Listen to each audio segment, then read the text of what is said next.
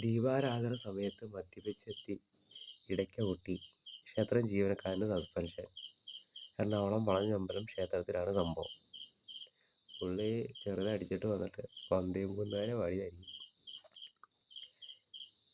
Suspension മാത്രമല്ല, ഡിസ്മിസ്സാണ്. എവിടെയും മദ്യപിച്ചിട്ട് work ചെയ്യരുത്, എന്ത് തൊഴിലാണെങ്കിൽ തന്നെ.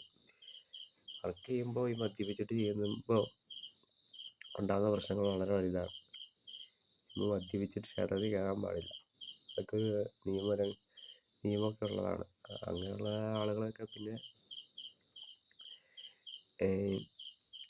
സസ്പെൻഡ് ചെയ്തല്ല, ഡിസ്മിസ് തന്നെ ചെയ്തു കൊടുക്കണം.